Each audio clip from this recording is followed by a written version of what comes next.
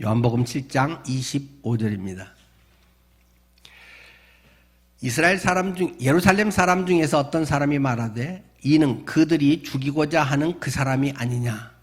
보라, 드러나게 말하되 그들이 아무 말도 아니하는도다. 당국자들은 이 사람을 참으로 그리스도인 줄 알았는가? 그러나 우리는 이 사람이 어디서 왔는지 아노라. 그리스도께서 오실 때에는 어디서 오시는지 아는 자가 없으리라 하는지라. 예수께서 성전에서 가르치시며 외쳐 이르시되 너희가 나를 알고 내가 어디서 온 것도 알거니와 내가 스스로 온 것이 아니니라. 나를 보내신 이는 참되시니 너희는 그를 알지 못하나 나는 아노니 이는 내가 그에게서 났고 그가 나를 보내셨음이라 하시니 그들이 예수를 잡고자 하나 손을 대는 자가 없으니 이는 그의 때가 아직 이르지 아니하였음이라. 무리 중에 많은 사람이 예수를 믿고 말하되 그리스도께서 오실지라도 그 행하실 표적이 이 사람이 행한 것보다 더 많으랴 하니 예수에 대하여 무리가 수군거리는 것이 바리새인들에게 들린지라.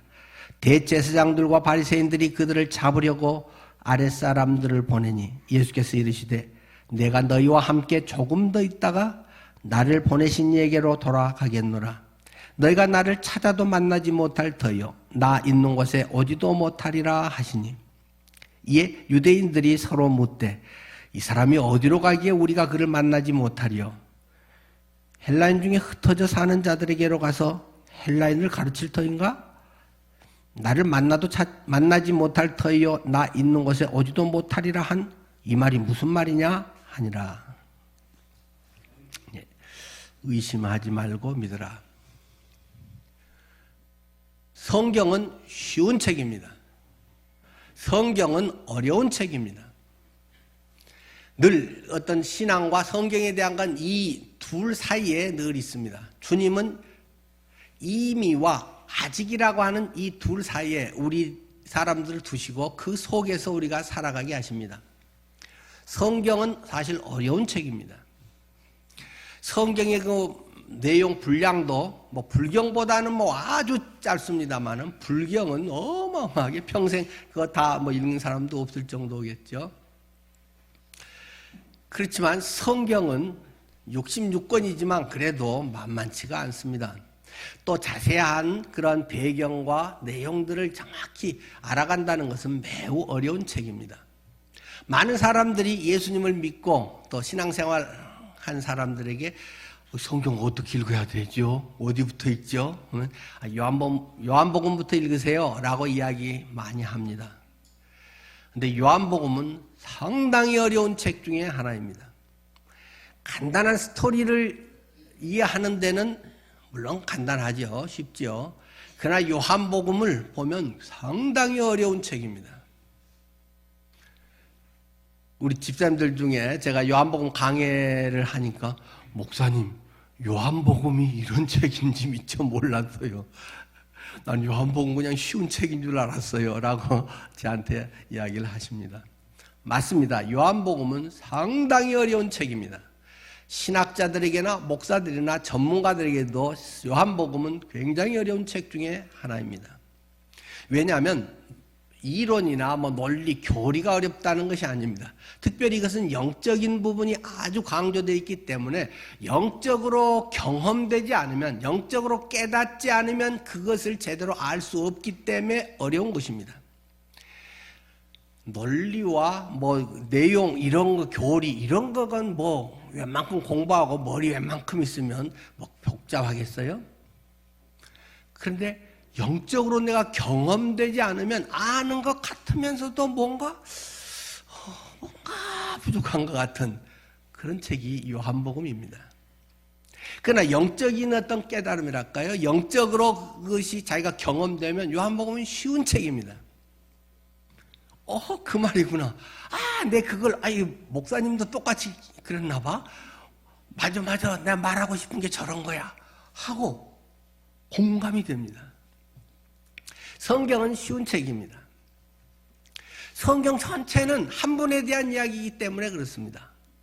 구약의 39권의 그 긴 이야기는 오실 예수 그리스도에 대한 이야기입니다. 신약의 27권의 내용은 오신 예수 그리스도에 대한 이야기입니다. 모든 것은 예수 그리스도 그분 한 분에 대해서 이야기한 것이기 때문에 쉬운 책입니다. 그분을 내가 실제로 영접하고 그분과의 만남과 내 영적인 그런 교통함이 있으면 쉬운 책입니다. 그러나 그렇지 않으면 성경은 굉장히 어려운 책입니다. 자, 우리가 오늘 본문을 통해서도 그러한 부분들을 한 번씩 점검해 볼 수 있기를 바랍니다. 여러분은 하나님의 말씀을 들을 때 어떻습니까? 의심이 듭니까? 그래도 교회 오신 분들은 그런 게 별로 많지 않겠죠. 물론 어느 부분에서는 좀 의심스러운 부분이 또 있기도 하겠죠. 그러나 교회에 잘 참석하는 사람들 중에도 예수 그리스도를 경험하지 못한 분들은 그냥 예배한 순서, 먼 설교 시간, 그리고 예배를 내가 드렸다 이런 거지, 그것이 내 영혼에 꿈틀꿈틀하고 살아있는 놀라운 이러한 것들을 거의 경험하지 못하고 신앙생활하는 경우가 허다하다는 것입니다. 흔히 많은 신앙생활을 한 사람들 중에 그런 사람이 적지 않다는 것입니다. 어쩌면 의심보다도 더 위험한 것이 있습니다. 무덤덤함입니다. 그리스도인이 하나님의 말씀을 듣는데, 내가 성경을 읽고 기도하는데 무덤덤하다. 그냥 습관적으로 할 뿐이다. 이런 건 아주 위험한 것입니다. 영적 침체, 이것이 장기화되어 있는 사람은 영적 병든 상태라는 사실입니다. 그걸 빨리 알아야 됩니다. 그렇지 않고 오래 신앙생활하다 보면 그런 거지, 뭐 처음에는 막 좋다고 하다가 나중에 되면 다 이래, 그런 변명으로 일관하는 사람들은 영적 병이 지금 깊어가고 있다는 사실을 빨리 인식하고 빨리 거기서 빠져나와야 됩니다. 그렇지 않으면 그렇게 하다가 항상 무기력하게 그냥 그대로 죽고 말 것입니다. 오늘 본문의 말씀 속에 당시의 사람들의 예수에 대해서 어떤 반응을 보이고 있는가? 우리가 앞에 12절에도 이야기했듯이 예수 좋은 사람이야 이야기한 사람도 있고, 어떤 사람은 민중을 선동하는 불순분자야 걔, 뭐 이렇게 얘기한 사람이 있었다라고 12절 강의할 때 설명을 드렸습니다. 자, 그 예수님이 이제 성전에서 올라올 때는 은밀히 살짝 동생들 보내고 올라오셨는데, 성전에 가서 히브리어 성경 원전을 탁 히브리어를 읽으시고 강해를 하고, 그때 막 깜짝 놀랬다고 그랬잖아요. 사람들이 당신 히브리어 아는 사람이 별로 없는, 다 바벨론 포로 생활에 바벨론 언어인 아람어를 다 쓰고 있었던 때고, 예수님과 제자들도 아람어를 다 썼어요. 그런데 원전 히브리어이기 때문에 랍비나 돼야 이걸 알고 강론할 수 있는데, 예수가 하는 걸 보고 사람들이 깜짝 놀랐다. 배움이 별로 없는데 어떻게 알 수 있지? 라고 했다는 것이 지난주 본문의 내용이었죠. 자, 그래서 성전에서 가르치는데 25절에 예루살렘 사람 중에서 어떤 사람이 이제 그런 것들을 쭉 보면서 그 세 가지 반응이 나타나게 됩니다.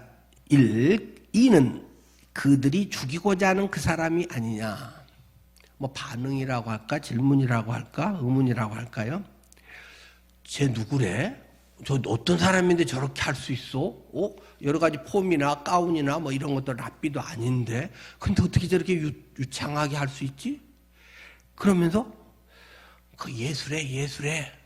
사람들이 이제 수군거리니까, 야, 그때 뭐 예수 뭐 반동 불순분자 해서 뭐 죽여야 된다고 했던 그 사람 아니야? 이런 사람들의 반응이 있었다라는 것이죠.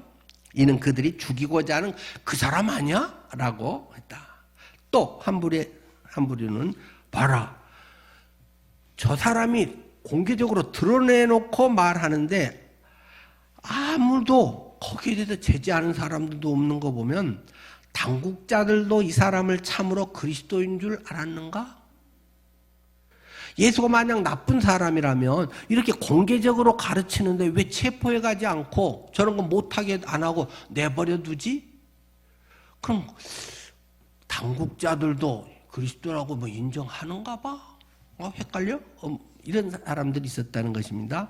또 세 번째 반응은 31절이죠. 무리 중에 많은 사람이 예수를 믿고 말하되 그리스도께서 오실지라도 그 행하실 표적이 이 사람이 행한 것보다 더 많으랴 하니. 야, 저 양반이 기적을 이런 기적 저런 기적 막 기가 막히게 많이 했대. 이런 기적을 보니까 그리스도 분명하잖아? 진짜 그리스도가 온다고 해도 이거보다 더 많이 기적을 베풀 수 있겠니? 지금 이거 보면 분명히 그리스도니까 그런 거지 라고 이야기를 했다는 것이 31절의 내용입니다.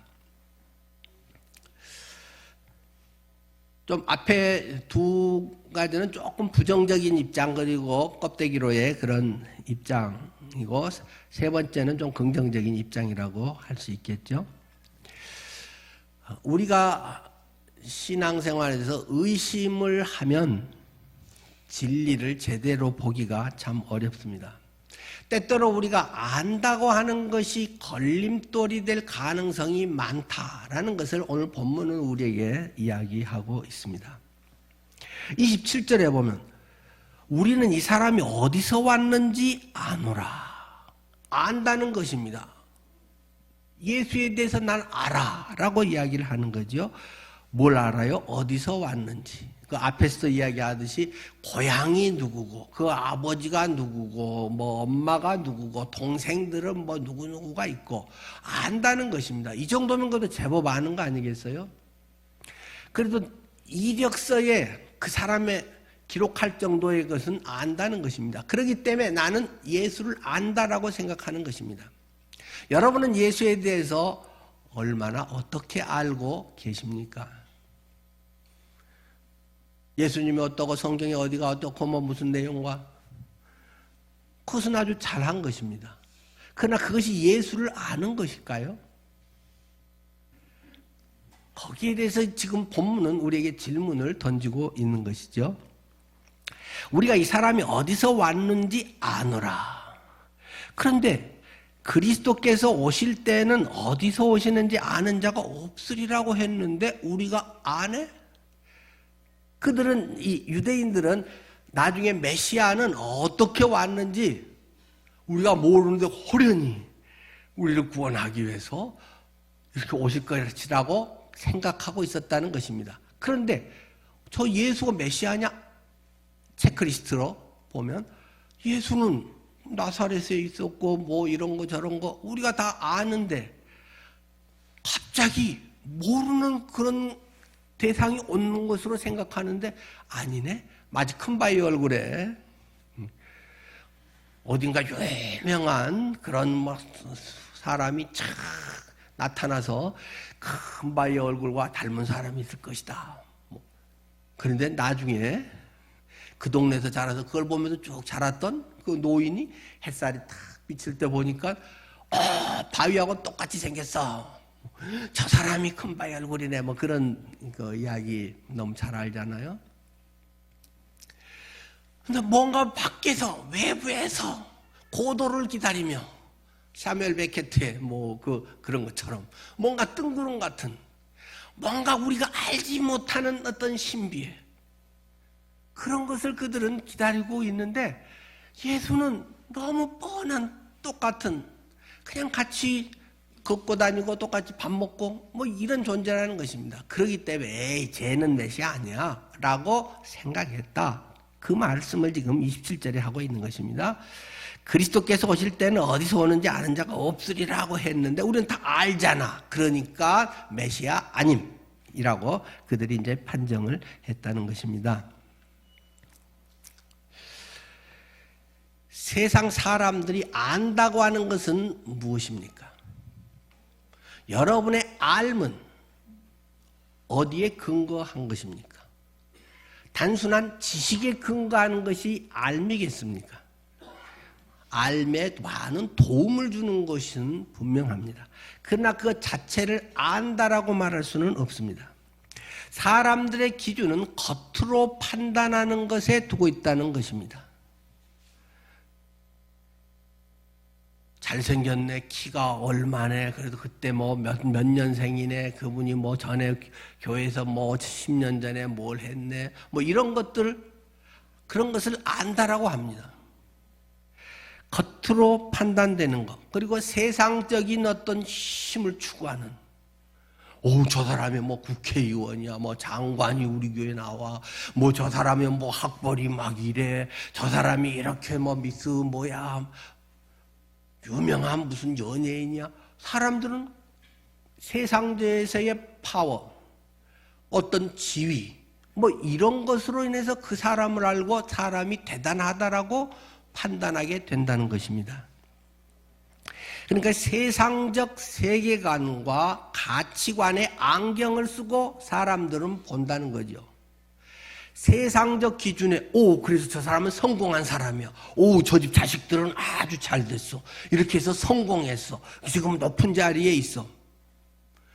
지금 그 사람 속은 자살하고 싶어서 막 그렇게 고통하고 있는지 모르고 저렇게 높은 자리에 있어. 돈이 저렇게 많아. 어떤 그런 것으로 판단하기가 십상이라는 것입니다. 그런 것은 대부분 정치적으로 경제적인 측면에서 이야기가 됩니다. 그 사람의 인격이 어떤 건지, 얼마나 신뢰할 만한 것인지, 그분의 언어가 얼마나 다른 사람들에게 위로를 주는 건지, 뭐 이런 거하고는 별 상관이 없다는 것입니다. 저 사람이 오늘 밥값 냈어. 저 사람이 이렇게 돈을 얼마를 썼어. 동창회에서 제가 뭘 어떻게 됐어. 뭐 이런 것들로 그 사람의 존재 가치나 성공이나 이렇게 판단하기 쉽다는 것입니다. 그런 기준에서 보니까 예수는 메시아 아니다라는 결론을 내렸다는 것이죠. 왜요? 예수는 가난하거든요. 그래도 하나님의 그런 분이고 메시아고 하면 그래도 부자여서 어떤 가난한 문제 같은 건 제가 할게요. 한 1조 내면 될까요? 뭐 이렇게 해서 좀 팍 해결도 하고 뭔가의 그 해결자로서의 능력을 보여줘야 되는데 예수는 아버지 일찍 돌아가시고 가장으로서 목수일 하면서 손에 굳은 살 베기고 그런 존재라는 것입니다. 예수는 또 잘생기지도 못했다는 것입니다. 외모 멋있게 사람들에게 보이고 잘생기고 뭐 동안이고 이런 것들을 추구하는 시대에 예수는 별로 매력이 없는 존재라는 것입니다. 성경의 예수님의 모습에 대해서는 별로 자세하게 언급하고 있지는 않습니다. 전해지는 바에 의하면 예수는 키가 좀 컸다라고 이야기를 합니다. 그리고 좀 마른 편이라고도 이야기를 합니다. 그런데 예수님은 실제보다 상당히 늙어 보였다라고 하는 것을 짐작할 수 있습니다. 성경에 그런 말 있나요? 있잖아요. 요한복음에 기록하고 있기를 예수에 대해서 이야기하기를 저 사람 내가 아브라함보다도 먼저 있었는데 웃기고 있네. 네가 아직 50살도 못 된 게 무슨 아브라함보다도 먼저 있었다고. 아니 예수님이 우리가 알기는 30대 30살 뭐 자리야 3년 반 뭐 이렇게 아마 30대 초반인데 아니 40도 못 된 게 이래도 기분이 별로 안 좋을 것 같은데 50도 못 된 게 자칫하면 50살 정도로 보일 정도로 예수님은 나이 들어 보였다는 사실을 짐작할 수 있습니다. 여러분이 너무 뭐 동안이라고 좋아할 일은 아닌 것 같아요. 뭐 그건 감사할 제목은 되겠죠. 그러니까 너무 막 나이 들어서도 막 젊어 보이려고 너무 거기다 시간 쓰고 너무 돈 쓸 일은 또 아닌 것 같아요. 뭐 하면 좋긴 하겠죠.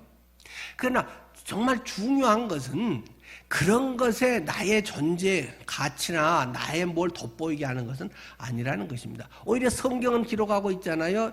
이사야 53장에 그는 자라나기를 마른 땅에서 나온 줄기 같아서 사람들의 보기에 흠모할 만한 아름다운 것이 없도다.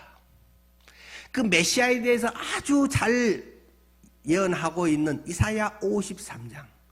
거기에서 예수님은 마른 땅에서 나온 줄기 같아서 옥토에서 자라나는 나무 같아서 뭐 옥토의 유실수 같아서 쉴 만한 물가 그곳에서 철을 따라 열매를 맺는 그런 것 같지도 않고 마른 땅에서 나온 줄기 같아서 말라 죽진 않고 빼빼 이렇게 하면서 멀뚱하게 자라는 것 같아서 사람들의 보기에 흠모할 만한 아름다운 것이 없도다. 외모적으로 사람들 보기에 와 멋있네. 서울에 보면 정우성 보러 가야지. 뭐 이렇게 사람들을 끌만한 것이 없다는 것입니다. 그러니 예수를 메시아라고 믿어준다는 게 쉽겠습니까? 예수는 또 대학원 졸업장도 없다는 것입니다. 아니 대학 졸업장도 없습니다. 지금식으로 하면 아마 중학교나 고등학교 나왔을까요? 시골 거기에서 뭐 그런 이제 보통 동네 학교를 한다면. 그러니까 앞에서 히브리어 원전으로 그것을 읽을 때 제 배운 것도 없는 게 어떻게 히브리어를 알았지? 라고 사람이 깜짝 놀랐다는 거 아닙니까? 학벌이 없는데 인류대가 아닌데 그렇기 때문에 메시아가 리가 없어. 메시아는 우리의 리더고 모든 것에 앞장서는 사람이고 대단한 그런 사람이 우리의 리더고 인류를 구원하지 라고 하는 그들의 편견, 그것에 예수는 영 아니올시다기 때문에 메시아 아님이라고 그들은 빵빵빵 방망이를 쳤다라는 말을 지금 성경이 하고 있는 것입니다. 예수님은 그런데 여기 28절에 보면 그들 특히 많이 배우고 리더고 지금까지 기득권으로 뭐 잘한다고 신앙 좋고 뭐 존경받고 이런 사람들에 대해서 예수님은 참 눈치도 없이 막 푹푹 찌르고 다니는 그런 모습을 보게 되죠. 28절 예수께서 성전에서 가르치시며 외쳐 이르시되, 예수님은 물론 조곤조곤히 또 설명도 했지만 외쳐 이르시되 소리내서 가끔 제가 설교할 때 목사님 왜 저리 소리 지른데? 목사님 화나셨어요? 유성형제 찾아왔고 목사님 오늘 화났어요? 라고 화 안 났습니다. 예수님도 외쳐 하는 말이 요한복음에도 여러 번 등장합니다. 그 마음에 그것을 주님은 막 터뜨리는 거예요. 너희가 나를 알고 내가 어디서 온 줄도 알거니와. 그래, 너희들이 날 안다고 그랬지. 그래, 나 나사렛 출신이고 나 못 배웠다. 그런 것도 알잖아. 그런데 나는 스스로 온 것이 아니니라. 나를 보내신 이는 참되시니 나는 누군가가 보내서 왔는데 그분은 참되신 분인데 너희는 그를 알지 못하나. 예수님은 그들을 그냥 사정없이 한 방 먹여버린다는 것입니다. 어떻게 해요? 니들이 하나님을 그렇게 사랑하고 평생 대대로 율법을 외우고 율법의 만시기를 지키고 믿음으로 살고 철저하게 그렇게 했다고 하는데 너희는 하나님 몰라. 하나님 그런 분 아니야. 너희는 하나님 몰라. 이렇게 대놓고 그냥 이 얘기를 해버린다는 것입니다. 그러니까 예수님은 가만 보면 심리학 공부를 안 하신 것 같아요. 그리고 이 언어술 이런 걸 조금 안 하신 것 같아요. 어떻게 눈치 없이 막 그들 대놓고 막 이렇게 살짝 돌려서 말하고 부드럽게 말해야지. 목사님 어떻게 상처받게 그렇게 말해요? 부드럽게. 근데 예수님은 별로 안 그럴 때가 상당히 많습니다. 너희는 그를 알지 못한다 라고 선언합니다. 그 말을 들은 그들의 마음은 어떻겠습니까? 열불난다는 것입니다. 뭐 어찌고 어쩌고 어째 이 목수 출신이 우리는 대대로 뭐 대제사장 가문의 후손이고 우리 바리새인의 우리는 뭐 가말리엘에 어쩌고 뭐 힐렐에 어쩌고 막 이런 걸 다 들먹이면 다 한 가닥씩 할 만한 사람들인데 우리는 장로 집안에 뭐고 우리는 목사님이 몇 명이고 막 그런 거 이야기 할 게 막 줄줄 있는 사람들 앞에 네가 하나님 아냐? 네 하나님 몰라. 이렇게 막 직접 이야기를 하니까 그들이 엄청 성질이 나는 거죠. 자존심이 팍 상해버렸다는 것입니다. 현대인의 가장 큰 적은 자존심이다. 어느 그 문화에 대한 책에 그런 얘기가 나오더라고요. 현대인은 자존심 세우는데 엄청 그들의 용을 쓰기 때문에 자존심 그친다 상한다 그러면 완전히 감정이 틀리고 적이 돼버린다는 거예요. 그러니까 자존심 상하지 않게 굉장히 잘 이렇게 해줘라 뭐 그런 책에 있더라고요. 그들의 기준은 자존심입니다. 내가 이런 사람인데, 내가 이런 게 있는데, 그게 도전을 받으면 견디지를 못합니다. 그것이 사실인지, 하나님이 나를 어떻게 보시는지, 그런 것은 별로 중요하지 않습니다. 네가 나를 뭘 안다고 그렇게 말을 해. 그러니까 그 결과가 무엇입니까? 예수를 죽여버려야지. 자, 30절. 그래서 그들이 예수를 잡고자 하나. 32절에서도 뒷부분 대제사장들과 바리새인들이 그를 잡으려고 아랫사람들을 보내니. 저 끌어내려버려. 저 죽여버려. 앞으로 저는 못하게 해버려. 하는 것이 그들의 죄성, 육신의 사람들의 자기 분계, 자기의 존재의 의미가 그런 데 있기 때문에, 자존심에 있기 때문에 그것을 건드리면 못 견디는 것입니다. 말씀의 사람들은 그것이 있을 때 맞을 수도 있고 틀린다고 해도 그렇게 보셨어요. 그런 면이 있나 보네요. 아니, 저가 있는데도 못 고치고 있습니다. 뭐 이러면서 참 지적해줘서 고맙습니다 하고 돌이키는 그런 사람들이 있을 것이고, 그것에 대해서 에이씨 하면서 반발하는 사람들이 있다는 것입니다. 그런데 대부분은 죄성과 인간의 육신의 본성에 충실한 사람들은 거기에 대해서 분개하고 상대방을 오히려 공격하려고 하는 것임을 요한복음은 계속 우리에게 보여주고 있다는 사실입니다. 근데 왜 그렇습니까? 그들은 율법이라고 하는 것 때문에 사실은 그렇습니다. 자신들의 어떤 기준, 신앙이 좋다, 어떤 뭘 잘한다라고 하는 기준은 율법의 기준이었거든요. 율법의 규례를 얼마나 잘 지켰냐, 율법의 형식을 어긋나지 않고 잘 따랐느냐 하는 것입니다. 안식일을 거룩하게 여기고 안식일을 어기지 마라. 잘 실제로 했다는 것입니다. 안 한 사람들은 성질도 안 냅니다. 그런데 웬만큼 한 사람들이 늘 성질을 내게 되고 자기가 할 만큼 정도 한 사람들이 늘 성질을 내는 것이죠. 많이 한 사람은 또 성질도 안 내는 거지만 늘 무슨 일이나 마찬가지죠. 자기 분량이나 그만큼이나 조금 더 한 사람이 늘 불만이 많고 늘 거기에 대한 반대적인 것을 하는 거죠. 이 사람들은 내가 율법을 완벽하게 지키진 못했지만 남들보다는 상당히 잘 지켰어. 내가 저 세리와 같지 않음을 감사나이다.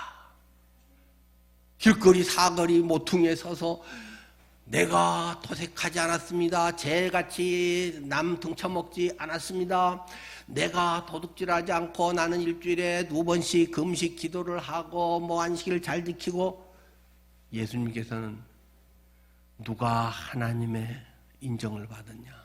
세리는 고개도 못 들고 자기 구석에 처박혀가지고 다만 불쌍히 여겨주십시오. 나는 실제 도둑놈입니다.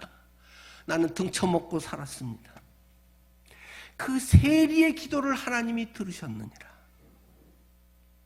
예수님이 직접 하신 이야기들 아닙니까?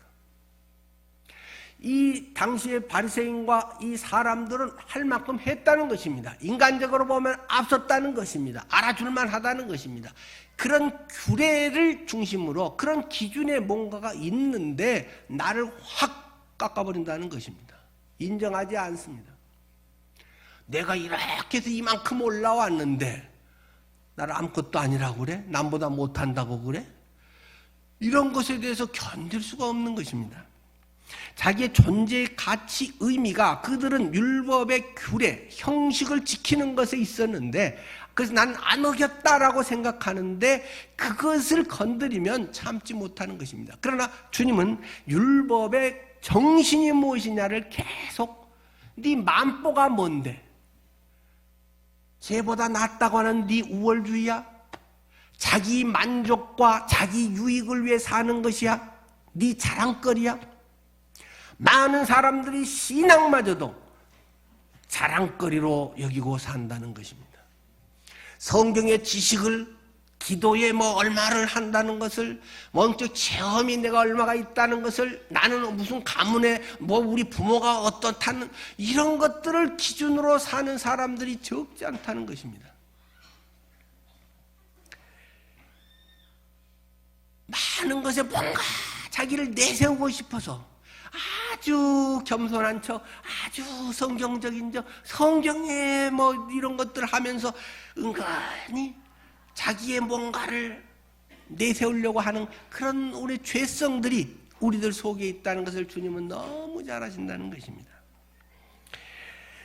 그래서 이 자기 자랑을 위해서 자기의 만족을 위해서 사는 이 사람들, 그런데 율법은 정작 무엇을 하려고 하는 것인가? 잘 지키고 네가 이만큼 점수가 너는 이제 한 90점 됐다 이런 걸 위해서가 아니라 예수님이 진짜 어떤 분인가를 깨닫게 하기 위해서 율법을 주셨다는 것입니다. 예수가 아니면 살 수가 없다. 예수가 아니면 너의 모든 것은 100% 완전하지 못한 율법의 기준 아래서 너는 죄인이라는 것을 깨닫게 하기 위해서 율법을 주시고, 하나님의 거룩의 기준은 이렇게 높다. 내가 거룩하니 너희도 나처럼 거룩하라. 옆에 집사님 장로님만큼 거룩하라가 아니라, 목사만큼 거룩하라가 아니라 나만큼, 하나님만큼 거룩하라. 그것이 율법의 정신인데, 이런 것은 다 하고 남보다 조금 나오면 나는 평생 믿음으로 이렇게 살았어요. 이런 가정에 태어나게 하신 것 감사합니다.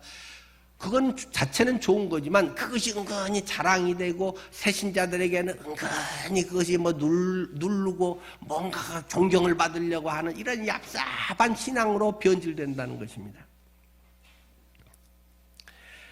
율법은 하나님의 은혜를 깨닫게 해주는 좋은 어떤 체크리스트가 되는 것입니다. 내가 이런 존재기에 예수님이 아니면 대책이 없는 것이구나. 주님의 은혜가 아니면 살 수가 없네. 은혜 아니면 살 수가 없네. 내년 우리 교회의 주제 찬양입니다. 오직 예수뿐이네.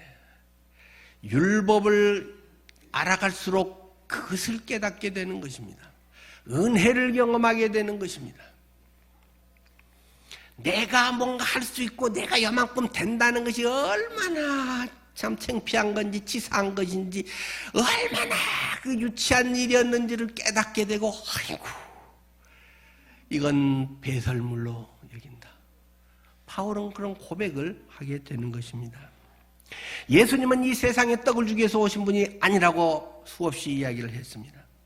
예수님 잘 믿어서 세상에서 잘 먹고 잘 살게 하는 것이 예수 잘 믿는 이유가 아니라고 수없이 우리는 이야기하고 있습니다. 그러나 늘 이야기하는 건, 그런데 그렇게 살면 하나님이 보너스로 그런 걸 주시는 경우가 많다는 것입니다. 또 안 주시는 경우도 있습니다. 그런 사람은 천국에 가서 더 큰 상을 받으시고 원망하거나 거기에 대해서 의심을 갖지 마십시오. 다 사람에게는 하나님의 의도, 섭리, 때가 있는 것입니다. 누구는 초기에 바로 순교를 당해서 야고보 같은 탑3에 들었던 제자 야고보는 제일 먼저 순교의 제물로 바쳐졌습니다. 7 제자 중에 위대한 정말 목회자 이상의, 사실 목회자죠, 스데반, 돌에 맞아 죽어버렸습니다. 하나님이 각 사람을 어떻게 쓰실지는 아무도 알 수 없습니다. 그것은 하나님의 주권에 있는 것입니다. 그리스도인의 삶의 목적이 건강하게 오래오래 사는 것이면 부끄러운 일입니다. 그러나 그때까지 건강하게 오래 산다면 감사한 일입니다. 그러나 그것이 내 인생의 목적이 되고 그것이 나의 자랑이 된다면 얼마나 주님 앞에서 안타까운 일이겠습니까? 주님이 부르실 때 가시기를 바랍니다.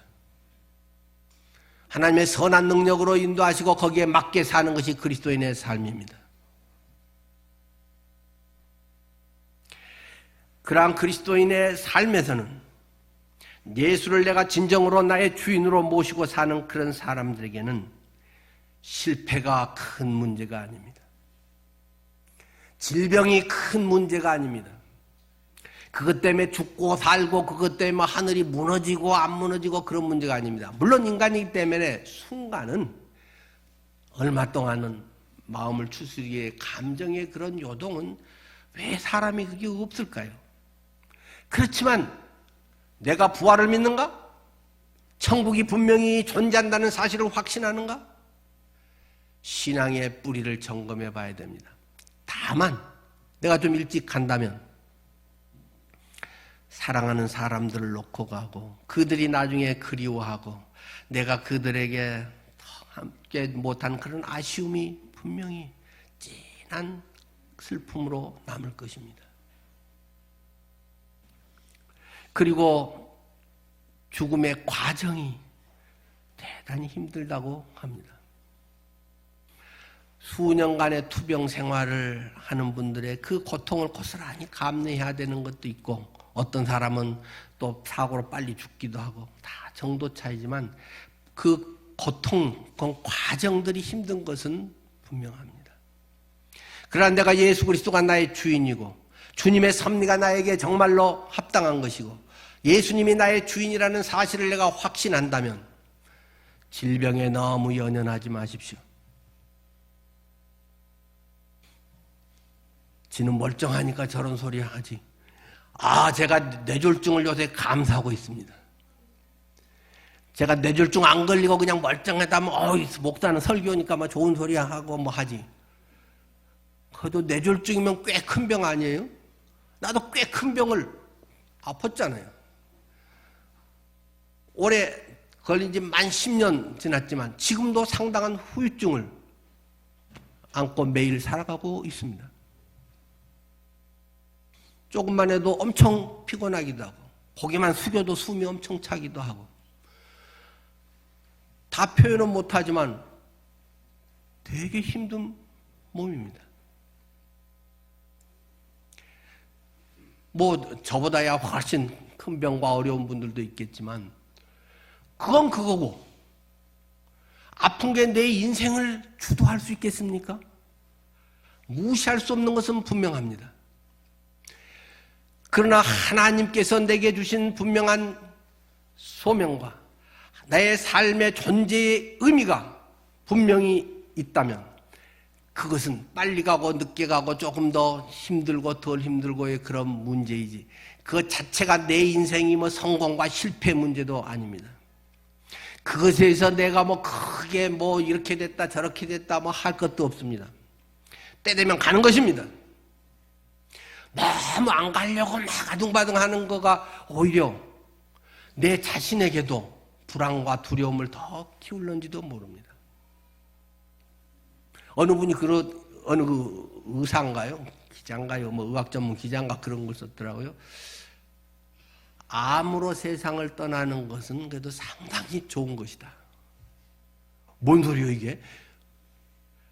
갑자기 사고라든가 뭐 급하게 막 이렇게 하면 그 후속 조처를 할 그런 게 없는데 암은 그래도 적어도 몇 달이나 뭐 몇 년 정도의 여유가 있기 때문에 자기의 유산이라든가 뭐 생각이라든가 죽음을 준비할 수 있는 기간이 적어도 몇 개월이나 얼마간에 이렇게 있기 때문에 야, 너 예수 잘 믿어라. 이 아픈 중에도 엄마가 이렇게 말씀을 보고 은혜를 받고 소망을 갖고 있다. 라든지 믿음의 확실한 신앙의 본을 보일 수 있는 기회도 있는 것이고 얼마든지 오히려 그것이 더 실제적인 나의 진가를 발휘할 수도 있는 적어도 어쨌든 시간을 벌어줄 수 있는 그것이 인생의 죽음을 대비할 수 있는 이 세상과 영원을 잇는 죽음이라고 하는 문을 열고 저 밝은 세상으로 들어가고 남은 이들에게 오히려 소망과 신앙의 뿌리를 견고하게 해줄 수 있는 좋은 계기가 될 수 있다. 하여튼 그렇게 써지고는 그런 면도 있구나 뭐 그런 생각을 제가 하고 전 그래서 이제 뭐 또 막상 닥치면 잠깐 두렵겠지만 뭐 암 그런 것에 대해서는 별로 걱정 안 합니다. 물론 뭐 대장암 검사 뭐 맨날 뭐 선종 2개 나와서 뗐습니다. 저 맨날 그래요. 안 나오면 좋겠는데. 근데 뭐 맨날 나온다는데 뭐 어떡해요. 의학이 좋아서 미리 발견해서 뭐 떼준다는데. 뭐 못 발견할 수도 있고 또 갈 수도 있는 거죠. 뭐 어떻겠어요? 삶은 너무 존귀한 것입니다. 이 세상이 전부인 사람은 그렇게 살아야지 어떻겠어요? 그러나 영원에 대한 확신이 있는 사람은 영원이라고 하는 확실한 동아줄이 내려오고 있는데 더 좋은 곳이라고 천국은 더 좋은 것이라고 우리가 믿고 주일학교 때부터 가르쳐 왔는데 더 좋은 데 가는데 뭐 그렇게 막 큰 뭔가 너무 그럴 일은 아닌 것 같아요. 그러나 그 자체는 큰 슬픔과 고통과 뭐 항암 과정은 엄청 또 통증이 심하잖아요.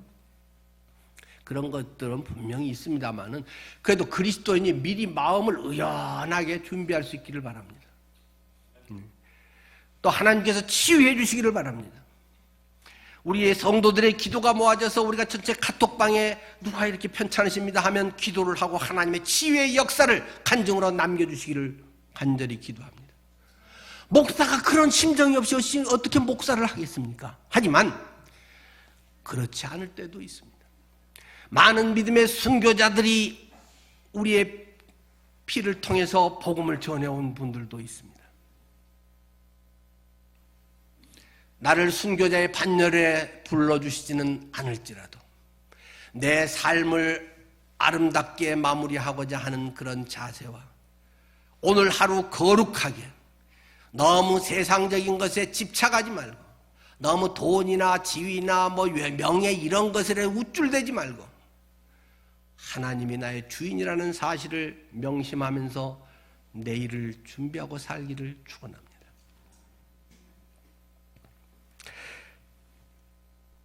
그 다음은 주님의 손에 있습니다. 30절 그들이 예수를 잡고자 하나 손을 대는 자가 없으니 이는 그의 때가 아직 아니하였음이르라.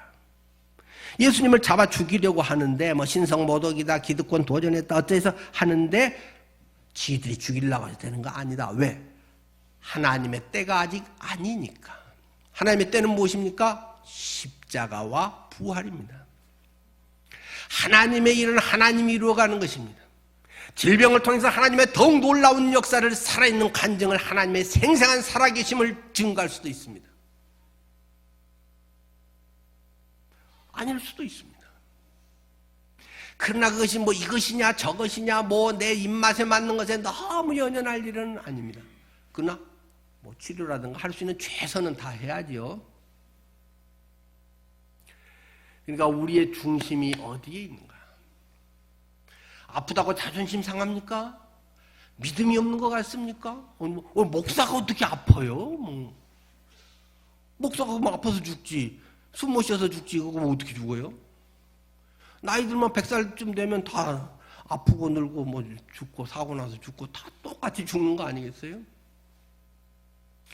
그러니까 그리스도인의 삶의 목적은 죽고 사는 것에 있는 것은 아니라는 것입니다. 오늘 이것을 통해서 주님은 나에게 무엇을 말씀하시려고 하는 것인가? 그것을 통해서 그것이 아니면 깨달을 수 없는 엄청난 하나님의 은혜가 담겨있는 그 보화의 방을 활짝 열어버리라. 그런 믿음으로 살아가는 성도님들이 되기를 바랍니다. 영적 진리라고 하는 것은 영적 진리는 그 깨닫는다고 하는 것은 꼭 아기가 태어나는 것과 같습니다. 뭐 요새 영적 요한복음 때는 당연히 영적인 것을 하는데 뭐 성경 지식 이런 것에 너무 초점을 두지는 마시고 아기가 태어나는 것과 같습니다. 애가 10달간 엄마 뱃속에 있다가 어느 순간에 딱 태어나잖아요. 우리 속에, 우리의 영혼 속에 복음의 씨앗이 떨어집니다. 그것이 자라가다가 어느 순간에 딱 눈에 보이게, 확실히 경험되게 나타나게 되는 것입니다. 우리가 그것을 영안이 열린다, 들을 귀가 있다, 뭐 그렇게 표현을 하는 것이죠.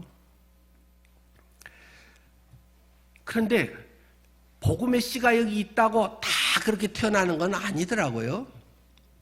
또 사람은 10달이라는 어느 정도의 그때 정해진 기간이 있지만, 이것은 어떤 사람은 막 한 달 만에 복음을 듣고, 또는 뭐 하루 만에 듣고도 한 사람도, 태어난 사람도 있고, 어떤 사람은 20년, 30년 동안 계속 있으면서도 요만하게 계속 그대로 있고, 어떤 사람은 이렇게 있다가 유산돼 버린 사람도 있고 그래요.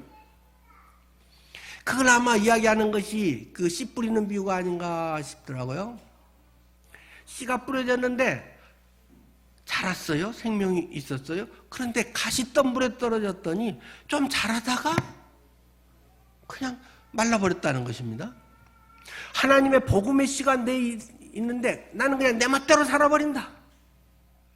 주님하고는 관계도 없이, 생명의 탯줄의 공급도 없이, 말씀과 기도의 그런 삶과 하나님을 사모하는 것도 없이 내 멋대로, 내 하고 싶은 대로 살아버린다.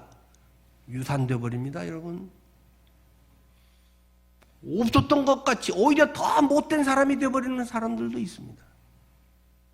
그런데 그것이 이 속의 태중에 있는 것과 태어나는 것은 확실히 틀립니다. 차원 자체가 틀립니다. 똑같은 소리를 밤낮 요한복음 계속 뭐 율법과 은혜 그 이야기 전부 계속 그 얘기일 텐데, 그거 이야기하면서 또 뭐 그거네, 아이고 저건 모르는 사람은 어디 있어. 그런데 누구에게는 말입니다, 여기에 설교 한 단어가 그의 영혼을 관통하고 나갑니다. 뻔한 소리가 맞아. 그 순간에 말할 수 없는 기쁨과 평강과 확신이 딱 생기는 사람들이 분명히 있습니다. 성도들 간의 교제 중에서 그냥 늘 하던 이야기가, 아유 주님이 은혜 가운데 인도하셔서 참 감사해요, 그 이야기 뻔한 소리 하는데, 그때 내 영혼 속에 하나님의 생명의 빛이 들어와서 말할 수 없는 평강으로, 감사로, 맞아 성경이 지금까지 이거네 하는 게 확 깨달아지는 사람이 분명히 있습니다. 성령의 역사는 그런 것입니다. 지식으로 많은 것이 축적되고 하는 건 좋은 계기이지만 그것만으로는 되지 않습니다. 성령이 거기서 불을 붙여야 됩니다. 성령의 빛이 비춰져야 됩니다. 이런 말 있잖아요. 달걀은 속에서 깨고 나오면 병아리가 되는데, 달걀은 밖에서 깨면 달걀 후라이가 된다. 생명력이 있어서 속에서 이 역사가 일어나서 뚫고 나오는 것입니다. 복음은 그런 것입니다. 하나님의 말씀이 내 속에 생명력으로 잉태되어서 거듭나게 되는 것입니다. 지식을 축적하는 것이 아니고, 물론 지식이 그 밑거름이 되는 거지만 그거하고는 차원이 다른 것입니다. 지식은 죽은 것입니다. 그러나 그것이 하나님의 생기가 불어넣어지면 아담이 살아 움직이듯이 내 영혼에 살아서 그것이 일어납니다. 자기가 압니다. 모르는 것은 없기 때문입니다. 신기한 것입니다. 이런 말이 있대요. 예수 믿고 미쳤다는 소리 한 번도 못 들어봤다면 그거 이상한 것이다. 예수가 내 안에 들어와서 예수로 인해서 그것이 내게 거듭난 그런 아기가 태어나듯이 했는데, 아기가 응애 소리도 못한다. 태어났는지 안 났는지도 모른다. 교회만 열심히 하고 뒷분만 보고 어디 뭐 한다. 여러분은 미쳤다는 소리를 몇 번이나 들어봤습니까? 예수 믿고 남들이 저 멀쩡하던 좋던 사람이 예수 믿고 사람 버렸어? 쟤 미쳐버렸어? 예수에 미쳤어? 적어도 여러분이 한 번도 그런 소리 못 들어봤다. 진지하게 내가 예수를 영접했는지 고민해 봐야 됩니다. 그렇게 될 수가 없는 것입니다. 내가 너무 사랑하는데, 누구랑 사랑하는데 숨기려고 해도 사랑과 재채기는 숨길 수 없다라고 하는지 표가 안 날 수가 없는 것입니다. 아무리 쇼맨십이 강해도 좋아하는 사람이 있으면 시간 나면 전화하고 싶고 그 사람 보기만 해도 그냥 눈빛만 맞춰쳐도 얼굴이 피어지고 정말 사랑에 폴링 러브 퐁당 빠져버리면 달라지는 것입니다. 사람이. 예수에 퐁당 빠져버렸다. 예수가 내 안에 주인이 되어버렸다. 예수의 생명이 내 안에서 발화가 됐다. 예수가 태어났다. 완전히 달라지는 것입니다. 안 달라지는 것은 안 태어났기 때문일 것입니다. 정직해야 됩니다. 그것은 아무리 지식과 세상 5만 가지가 있다고 해도 그거는 별 상관이 없습니다. 여러분은 분명하게 말할 수 있습니까? 예수 믿어서 사람 미쳤다라는 말을 들어볼 수 있기를 축원합니다. 감사합니다. 일부 때는 아무도 대답을 안 해서 제가 다시 했더니 예수 믿어서 미쳤다는 말을 10번을 듣기를 축원합니다 했더니 그때 아멘 하시더라고요. 예. 근데 그런 말을 안 들어볼 수가 있을까요, 여러분? 저는 많이 들어봤습니다. 미쳤다는 소리 진짜 저는 여러 번 들어봤습니다. 전도하면서 특히 많이 들었습니다. 제 대학교 동기들도 예수 믿고 미친 거 아니에요? 이야기를 했습니다. 대학에서 저 공부 잘했거든요. 과대표하고 장들 많이 했거든요.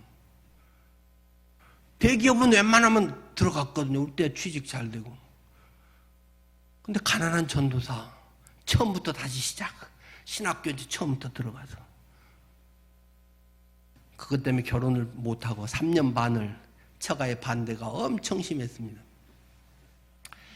미치면 다른 게 배는 게 없습니다. 그것이 너무 중요하면 내 생명을 내던지는 것입니다. 예수가 여러분의 그런 대상이 되기를 바랍니다. 기도하겠습니다.